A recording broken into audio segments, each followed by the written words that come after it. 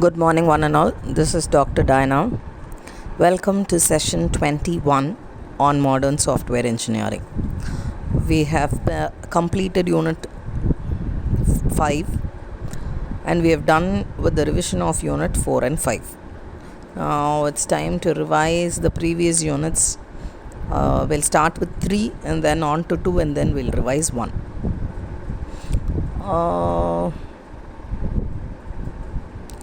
When we think of what agile methodologies are, we see that it is a methodology for software development, and the main focus of agile methodology is to deliver something to the client faster than we can do with the traditional approach. So this is our main objective. So all our strategies, all our principles, each phase of our design, plan and execution are going to be time critical. With this thought in mind, we will look into how time influences the release phase of software development. So we will see what are the important aspects in releasing a software fast. So what exactly is releasing? Releasing is setting aside your development code into production code that can be delivered to the client. So production code is something you have completed. A development code is something that you are working on. From development code, you just move it into production code. And once your production code is ready, you just have to test it, build it up along with all the accessories that are required, and then deploy the code. So production code is something that you have completed building on. So once you are done with that, you should be able to deploy it to your client. This change from the production code to deployment takes a lot of time. Even a completely working production code may not be deployed properly, which means there are a lot of machine files which are required for correct execution of the same production code in a client's space. So how do I shorten the time from development code to production code, and from production code to deployment code is what we are going to concentrate on releasing.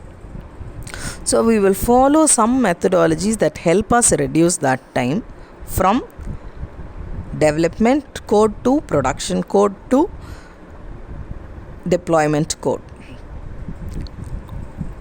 In order to meet some of the commitments and take advantage of opportunities, you must be able to push your software into production within minutes. Now there are 6 practices that give you a leverage to turn your big release push into just a 10-minute tap. So these strategies we are going to follow during the development, so that in 10 minutes you will be able to convert your development code into production code. The first one is the done scenario, or the done criteria, which ensures that the completed work is ready for release. Any done story should have completed its feature, its execution, its testing and refactoring.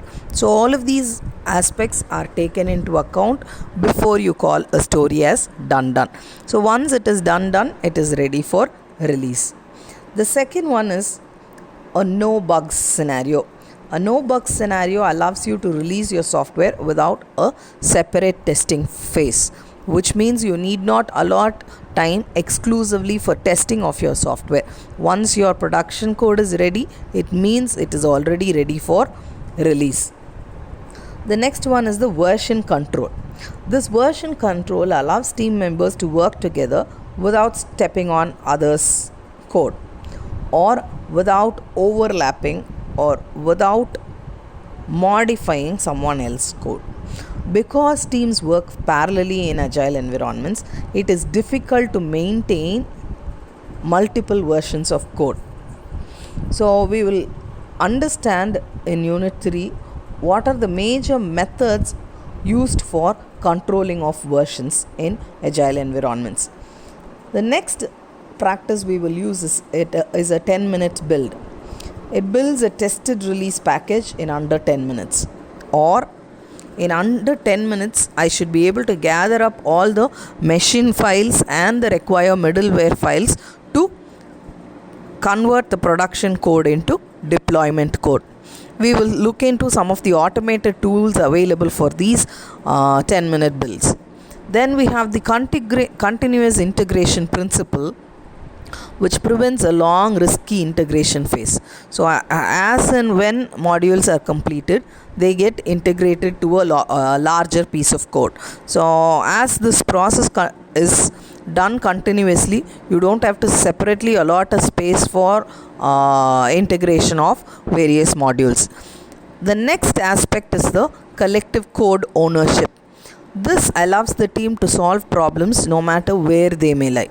So the entire code is shared among all the team members. Everybody takes responsibility of modifying and maintaining the authentic version of the code. So once this responsibility is taken by each of the team members, once each of the team member completes their part of the module, it is assumed that the integration will be seamless when you build from the production code to the deployment code.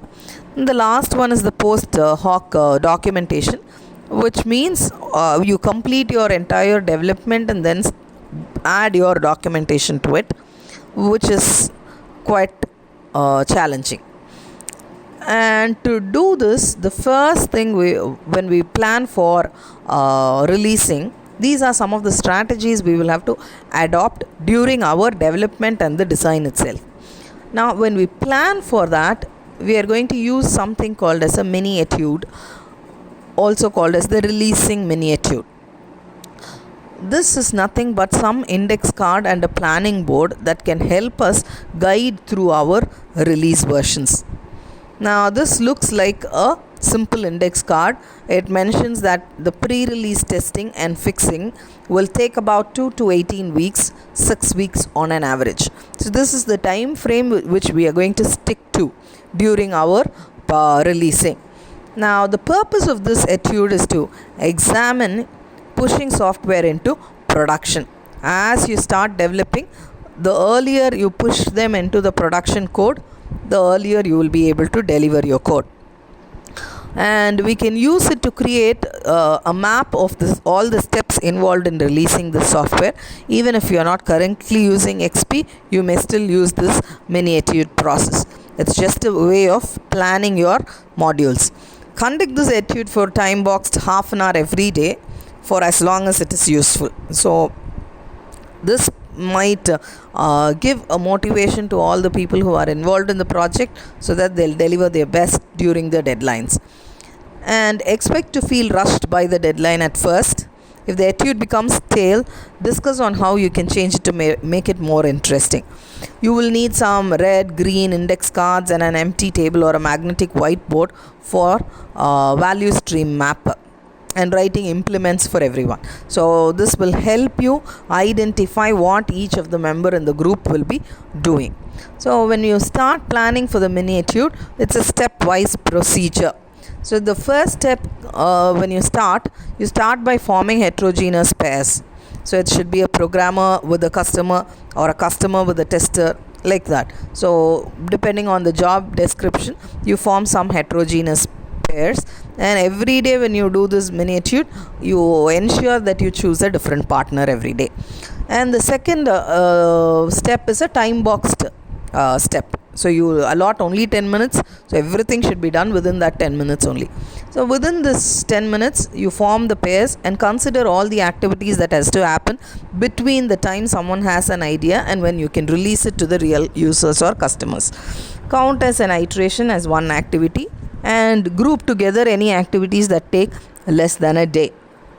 Consider the time spent waiting as an activity too, because if you have to wait on your resources, you can't do anything else, you will have to wait. So count that also as an activity. If you can't think of anything new, pick an existing card and directly you can move over to skip step 3. You choose at least one task, and on the task you write it on a red card. Reflect all the times you have performed this activity earlier. If you have released software, use your experience to estimate something and do not speculate on things. How long did it take in terms of calendar time? Write 3 times down on the card. The shortest time you can remember, the longest time you can remember, and typically the time required for that particular story or that activity. And the next step is also time boxed for 10 minutes. Discuss things that your team can do to reduce the time required for this activity and to eliminate it entirely. Choose just one idea and write it on a green card. So that's what you are going to concentrate on next. And the step 4 is also time boxed, but it's for 15 minutes. And as a team, you can discuss your cards and place them on a table or a whiteboard. And then you can place all the activities which are in the red cards that must happen first before these activities, and then it can happen afterward. If you're using a whiteboard, draw arrows between the cards to make clear of how the work flows from the green cards to the red cards underneath. Now this is a sample value stream map of the miniature. You can see that the project manager approves. Some of the on-site customers decide their requirements in detail, and then you go into some iteration. You wait for other stories to finish this release, and then you go into system testing with hardware, and then you do a field test. Then you go into the customer trials at the customer space. Then you plan for a release. So this is going to be our framework or the list of activities that I must complete before my release. So all these will be laid out in green and red cards on the miniature, which is put on a magnetic whiteboard or a table, and then you connect them using some arrows. You can take a digital photograph of that to help you keep up with the stream. Now, when you're planning on these miniatures, you might have to consider some of the discussion questions like these. At which step does work pile up? Which results surprise you?